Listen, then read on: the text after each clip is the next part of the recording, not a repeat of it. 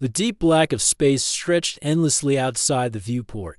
Stars like scattered dust across a dark ocean. The freighter Silverwing moved steadily through the void, its engines humming with a soft, steady rhythm. Inside the cockpit, Captain Tom leaned back in his chair, his gaze fixed on the navigation screen next to him. Ren sat nervously in the co-pilot seat. Ren was tall, thin, and covered in a pale blue skin that shimmered faintly under the cockpit lights. His eyes moved between the star charts on the display and the faint outline of human territory, marked in red on the edge of the galactic map. The human border was different from any other in the galaxy. Most star maps showed overlapping trade zones, shifting warfronts, and areas marked as unexplored. But the human border was not like that. It was a straight, clean line. On one side, countless alien empires and territories. On the other side, human space vast, quiet, and untouched by foreign ships. Ren had traveled through many parts of the galaxy, but he had never crossed that line. Few alien navigators had. Even the most daring ones refused to venture far inside human territory without an escort. The stories he had heard made sure of that dot as they traveled. Ren finally asked the question that had been on his mind since the journey began. Captain, he said slowly, why does the galactic map end here?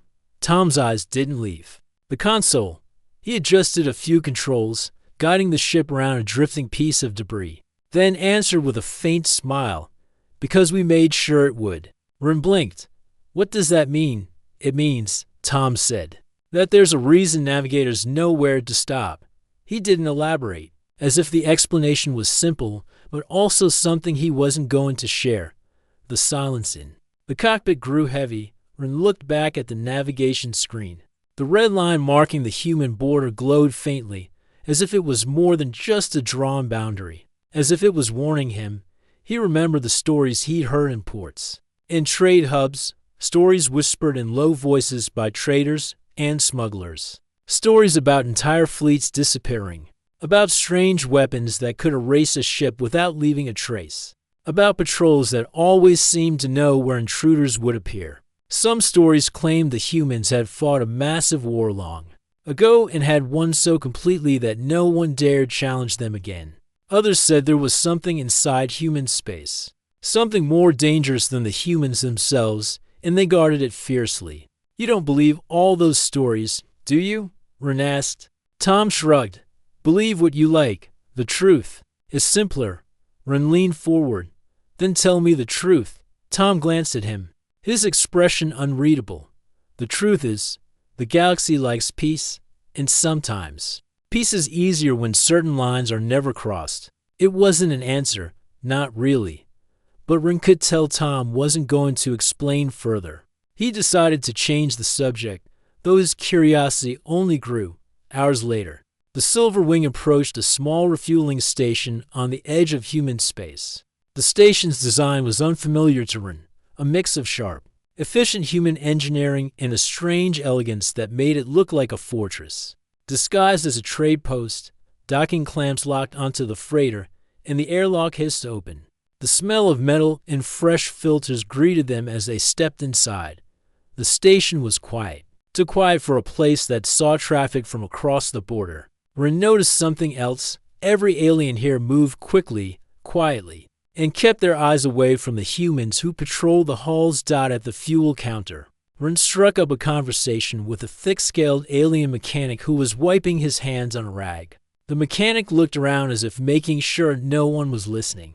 You're flying with a human captain, the mechanic said in a low voice. You're safe then. But take my advice, don't cross that border without them. Why? Ren asked. The mechanic's eyes narrowed. Because they don't just guard their space.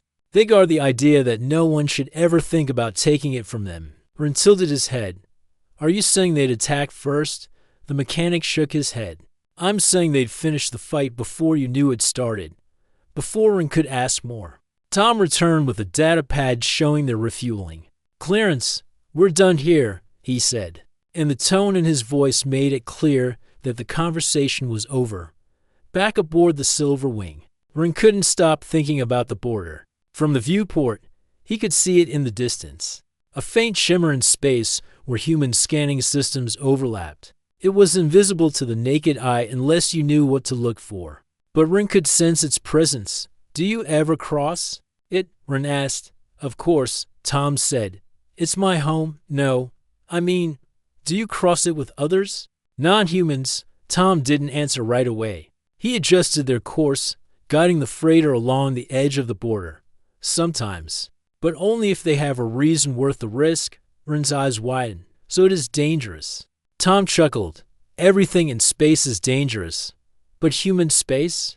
Let's just say the danger is different, predictable, if you understand it." Ren thought about that for a long moment. "And if you don't understand it, then you don't come back," Tom said simply. The words hung in the air like a shadow. Their route took them parallel to the border for the rest of the day, from time to time.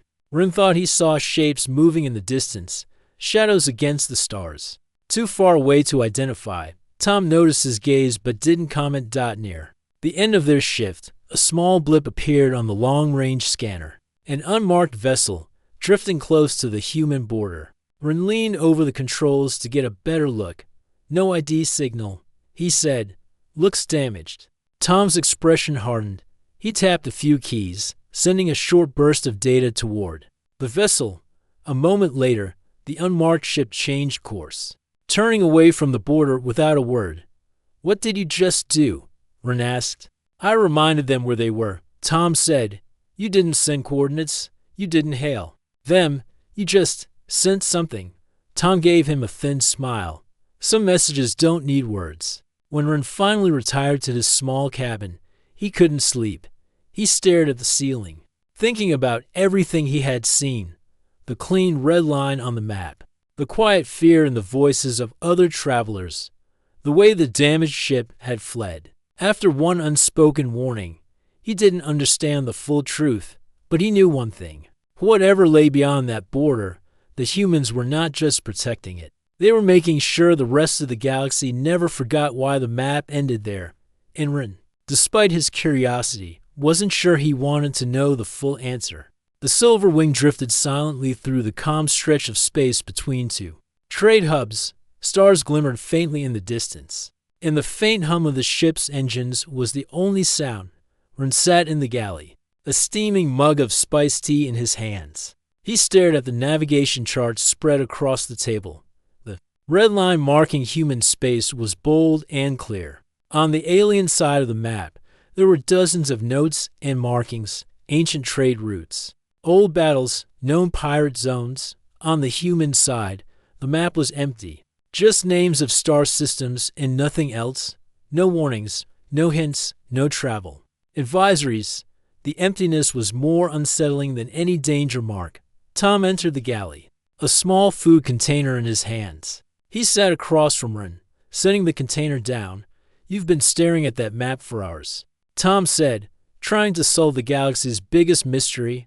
Ren gave a faint smile. "Trying to understand it. Every map ends at the same place, but no one will say why." Tom picked up a fork and opened the container, cutting into a square of protein bread. "Plenty of people will say why. They just all have different answers."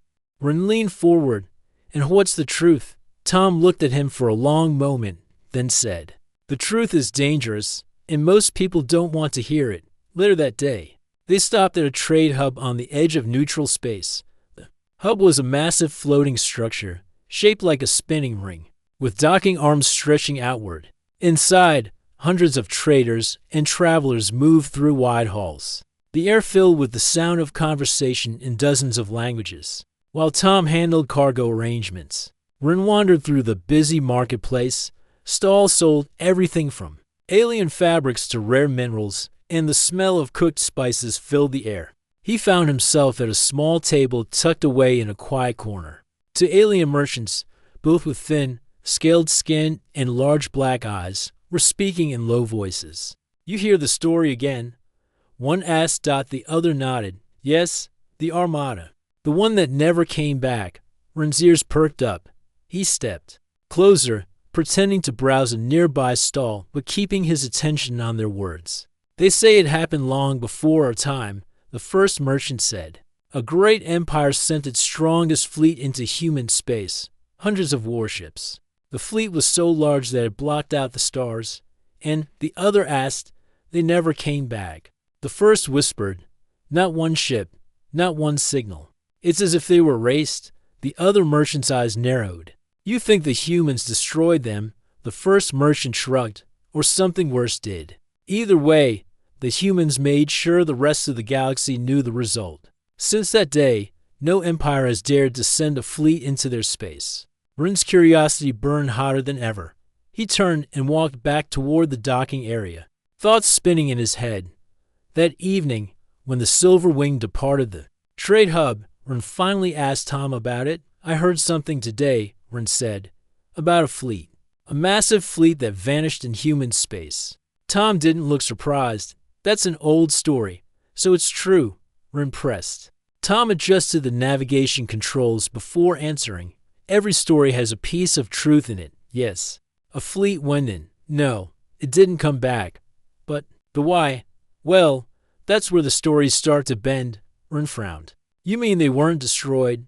Tom gave a thin smile. Maybe they were. Maybe they weren't. All that matters is that the galaxy believes they were. And that belief keeps peace better than any treaty. The next day, they passed through a quiet sector near the human border. There was nothing but dark space and faint starlight. No stations, no traffic, no patrol ships in sight. But Rin noticed something odd. Every ship they passed on long-range sensors, freighters, traders, even pirate vessels, altered course the moment they came close to the border. They didn't slow down. They didn't signal. They just turned away, as if an invisible wall pushed them back. Do you see that? Rin asked. Tom nodded. Every navigator knows where the line is. They don't need to see it to feel it, because of the Armada. Tom's voice was calm but firm. Because of many things. That was just one example. There have been others, smaller, quieter, but just as final. Rin stared at the empty space beyond the red line on the map. What could do that to hundreds of warships? Tom didn't answer. Instead, he reached into his jacket pocket and pulled out a small metal token. It was shaped like a coin, but the surface was engraved with strange patterns. What's that? Rin asked. A reminder, Tom said. He placed it back in his pocket. The first time I crossed into human space with an alien crew, I came back with one of these. Everyone who returns gets one. The ones who don't, he trailed off Rin's voice was quiet. They don't get a token.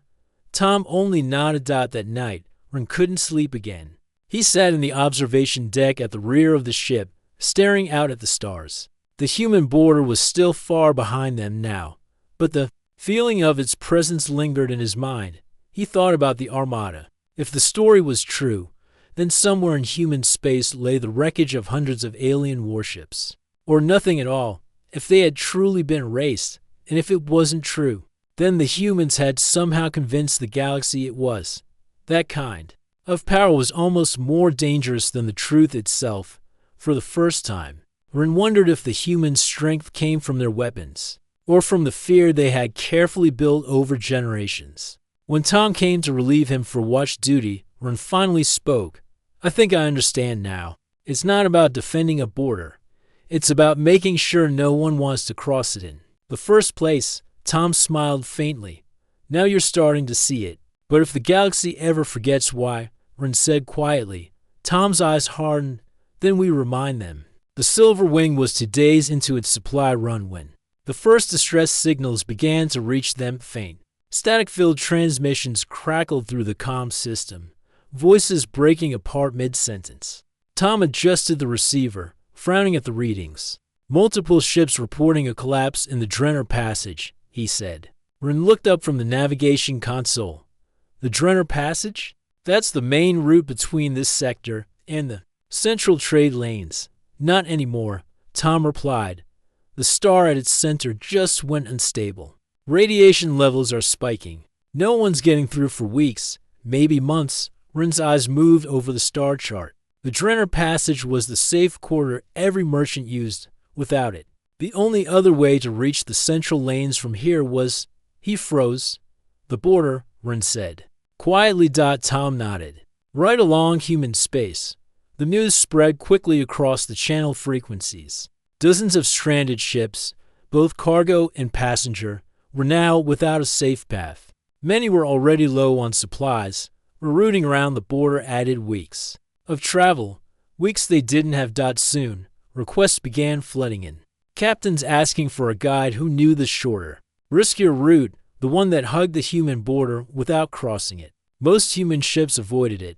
Almost all alien ships refused to go near it. But Tom accepted without hesitation. We'll form a convoy, he told Ren. We lead. They follow. And we stayed just outside the line. Ren's stomach tightened. What happens if we cross by accident? Tom gave a small, humorless smile. We won't, by the next rotation. The convoy was assembled, 6 freighters, a passenger liner, and a small escort craft.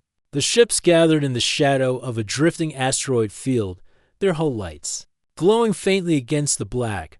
Over the open channel, voices trembled with unease. Captain, are you sure about this? Asked the pilot of the passenger liner. My passengers paid for a safe route, not this. This is the safest route you have left, Tom replied evenly. Stay in formation. Follow my coordinates exactly, and you'll be fine. Fine? Another captain muttered. We're skimming the edge of the most dangerous space in the galaxy. Then it's a good thing I've been here before, Tom said. The convoy set off for ours. They passed through empty space, the border still far ahead. But soon, faint shapes began appearing in the distance, fragments of metal drifting slowly, catching the light from distant stars. Ren leaned forward, studying the debris.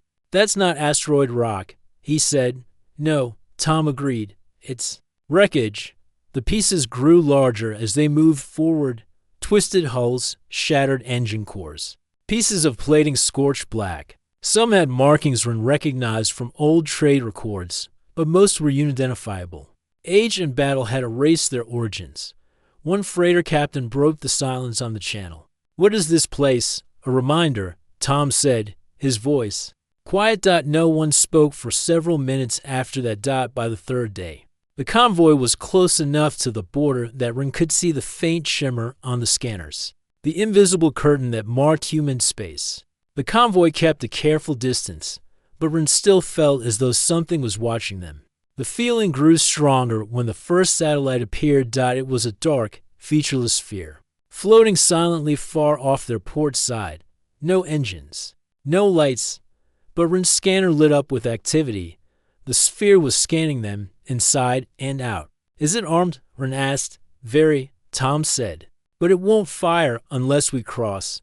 More satellites appeared as they continued. Some were large, others barely the size of escape pods. All of them turned slowly, always keeping their dark faces pointed toward the convoy. Ren noticed that none of the satellites reacted to the other ships, only to Tom's freighter. They're ignoring the others, he said. Tom gave a short nod.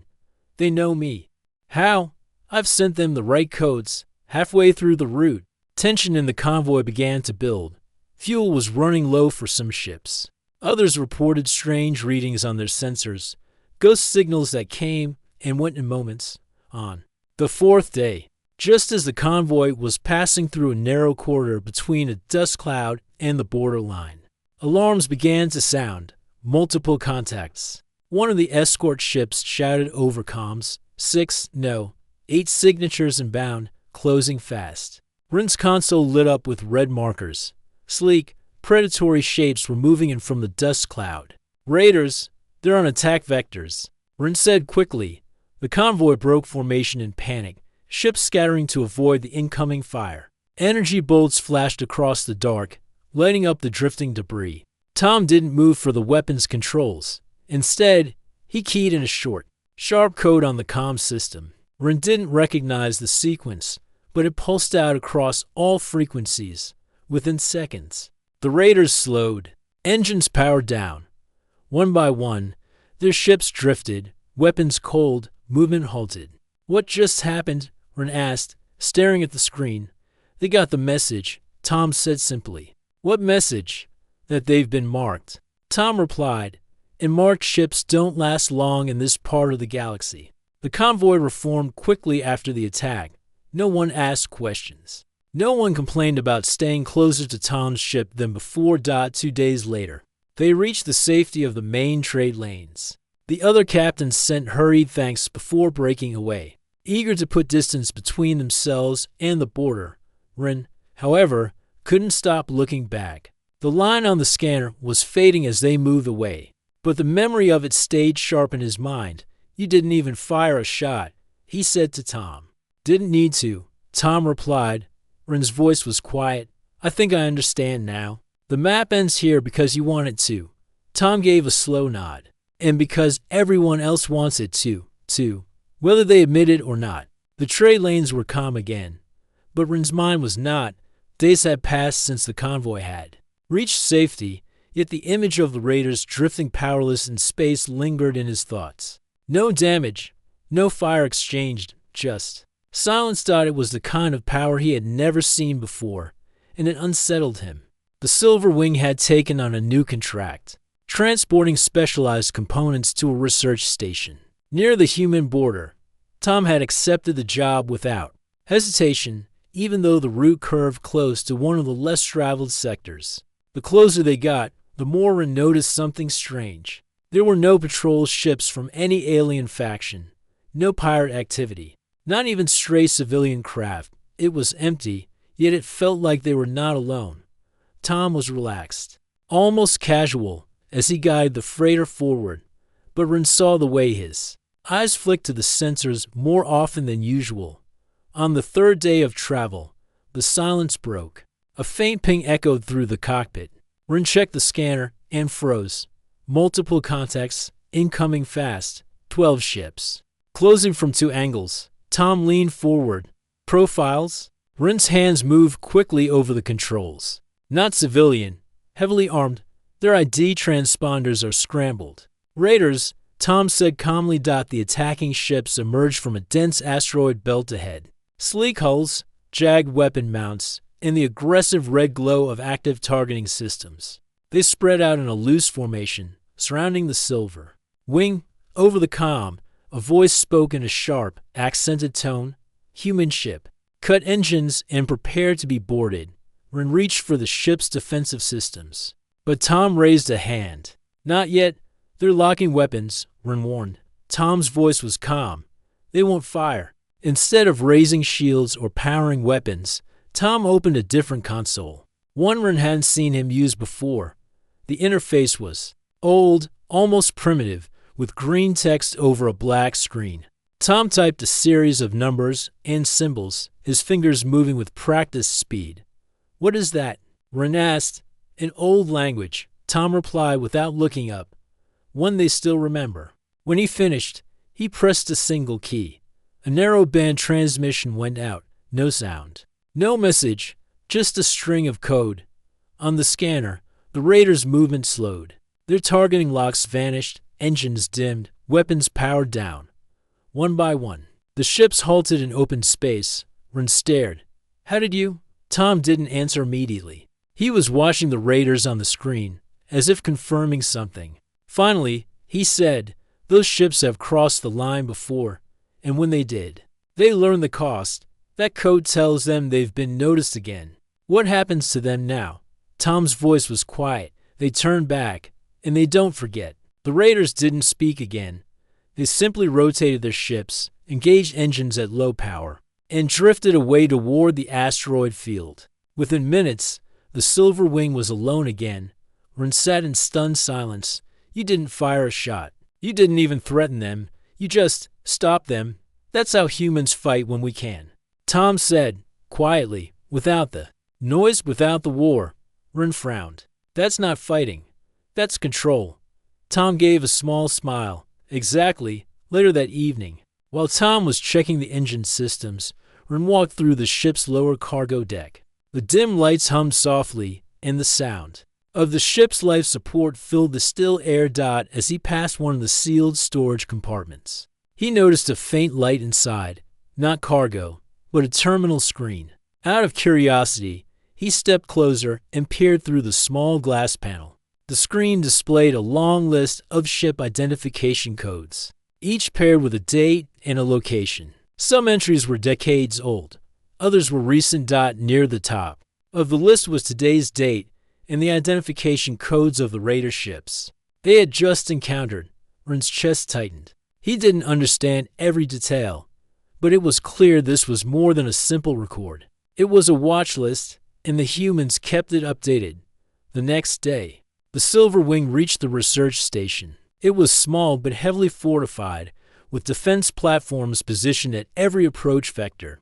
The docking process was quick and efficient, but before Ren could step outside, Tom stopped him. "We won't be here long," Tom said. "Load the cargo, refuel, and back out again." Ren raised an eyebrow. "Is it dangerous here?" "Not dangerous," Tom said. "Just busy in ways you don't see." As they moved crates into the station's cargo hold, Ren overheard a conversation between two human technicians. Another one. The first asked, "Yeah," the second replied. One of the shadow ships caught them sniffing around the border again. No shots fired, no trace left, just gone. Gone. They won't trouble us again. The conversation ended as they noticed Ren nearby.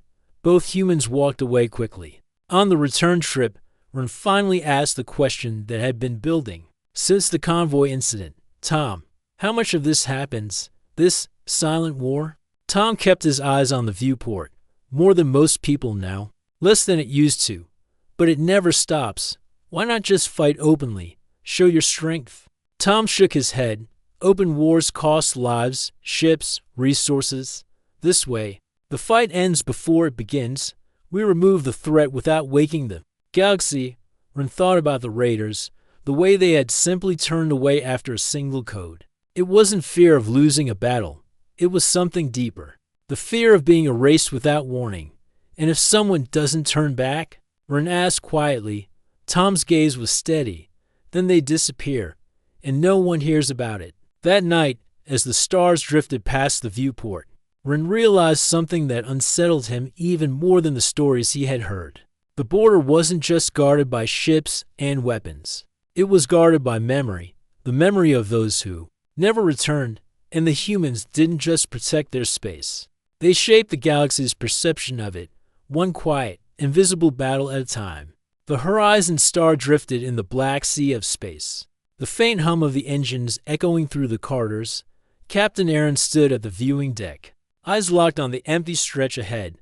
The NAV charts showed no more stars beyond this point. It was not that the stars didn't exist, rather, no ship had ever returned to map them. That was the truth every navigator whispered about but never wrote down. Beside him, Mira's hands rested on the control panel.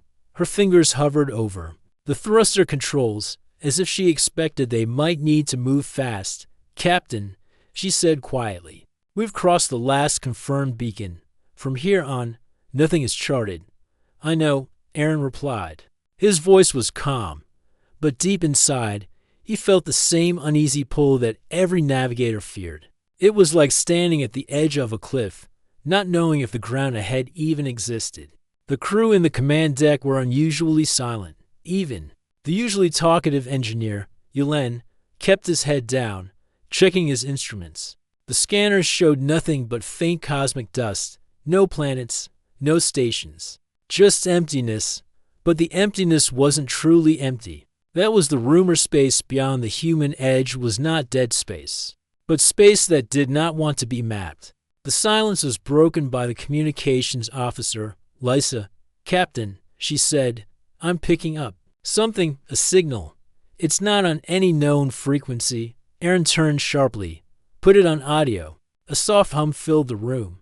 It wasn't static, but a strange low tone, like a voice speaking in a language they couldn't understand. The tone rose and fell in a rhythm, almost like breathing. Yelen glanced at the others. "That's not a distress signal, and it's not a malfunction." Mira leaned forward, narrowing her eyes at the waveforms on the display. "It's deliberate. It's directed at us." Aaron stepped closer to the console. "Can you trace it?"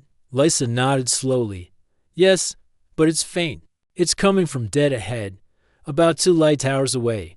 The crew exchanged uneasy glances. "No ship was supposed to be out here," said. "Of course," Aaron ordered. Have speed. Keep shields up. The Horizon Star slid forward into the unmarked void.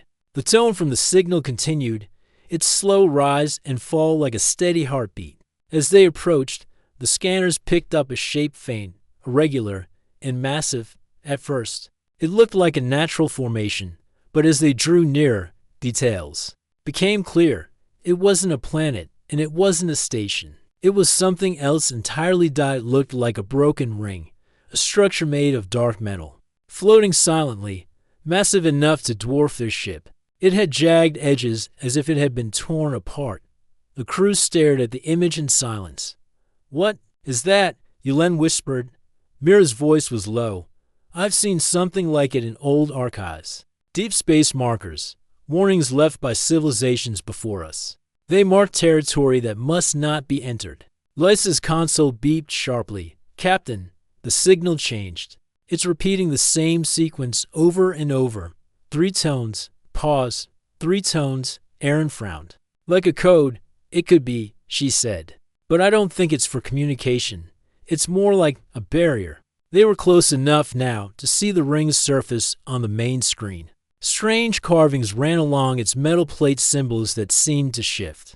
If you looked at them too long, Aaron felt a strange weight in his chest as he gazed at them. Mira spoke again, her tone firm.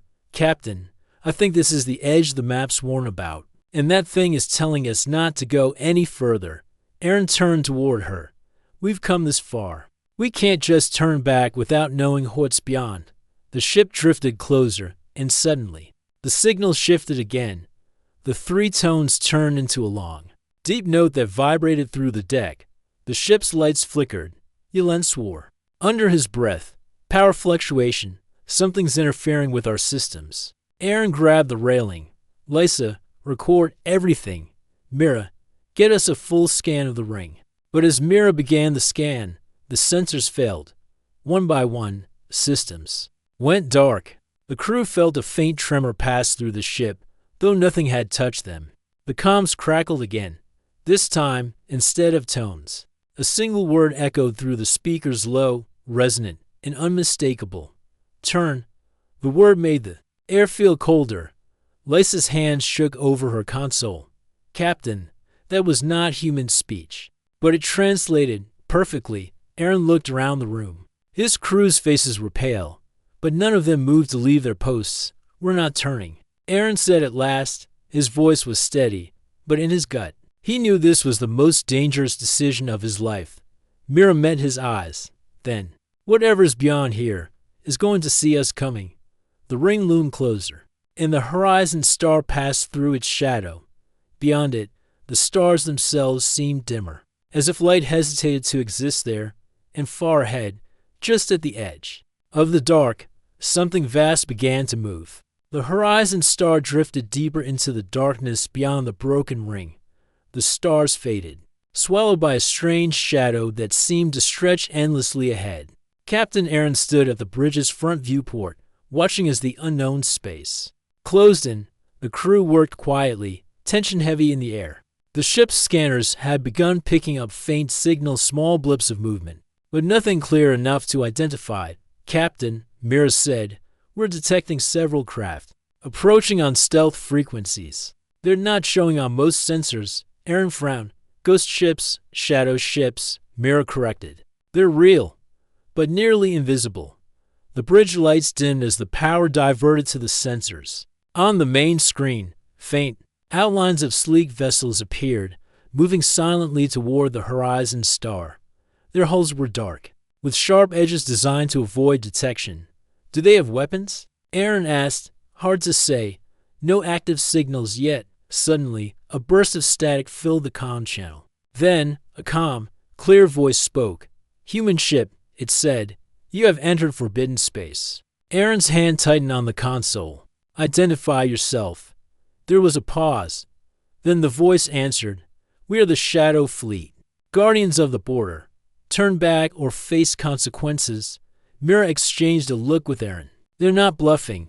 Before Aaron could respond, the shadow ships moved in formation around the Horizon Star. The Dark Fleet blocked any chance of retreat.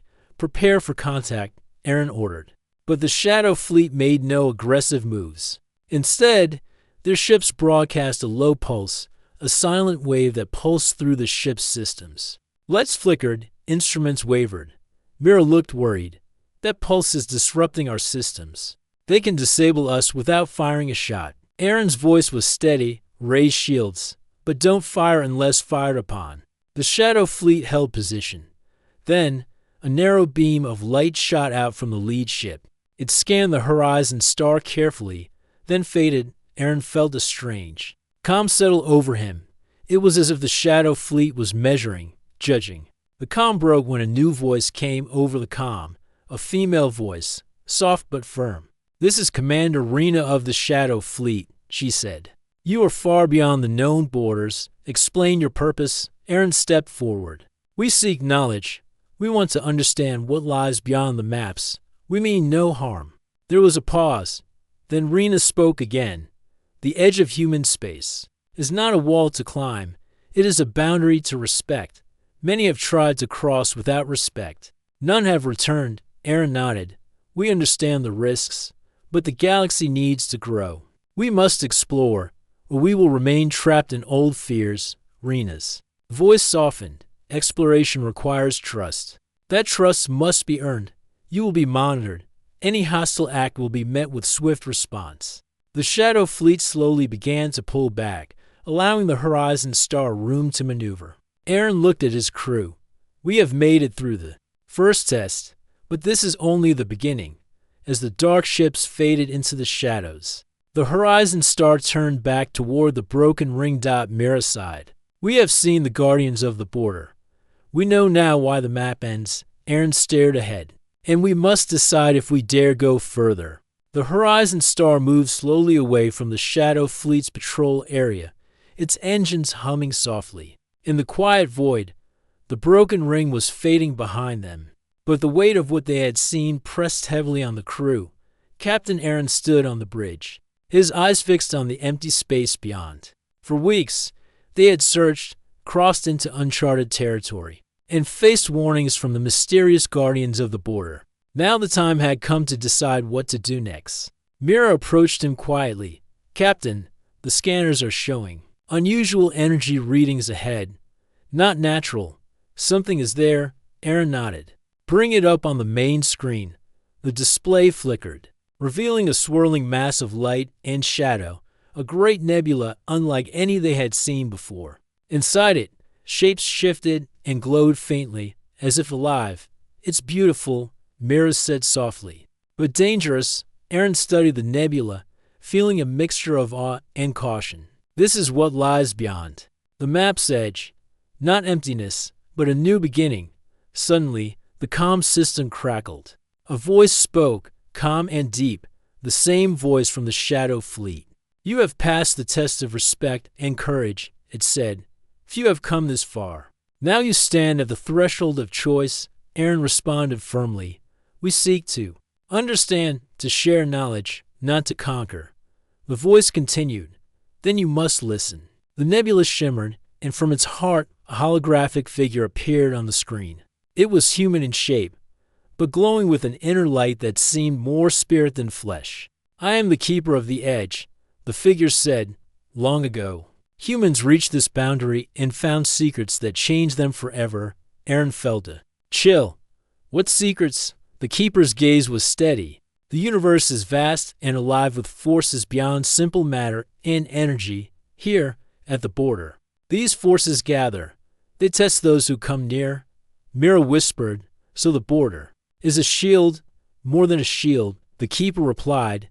"It is a promise, a line drawn to protect both humanity and the galaxy, to keep dangerous knowledge from causing harm." Aaron asked, "But what happens to those who cross without respect?" "They are lost," the keeper said. "Not destroyed, but changed. Their ships and crews become part of the border's memory, guarding it silently as the Shadow Fleet does." The crew exchanged looks of awe and fear. The keeper's form began to fade. "You have been granted a choice. Return with what you have learned or press onward into the unknown." Aaron took a deep breath. "We will return. The galaxy must prepare before it can explore this frontier." The keeper nodded, wise and humble. You will be remembered. Back aboard the Horizon Star, the crew prepared for the journey home. The vast nebula behind them glowed faintly, a reminder of the mysteries waiting beyond. Mira looked out the viewport. Do you think anyone will believe what we found? Aaron smiled softly. They will, because we have the proof, and because the human border is more than just a line on a map. It is a living legacy. As the ship set course for home, the red line on the galactic charts awaited them. A line that ends where human space begins, and where the future quietly waits.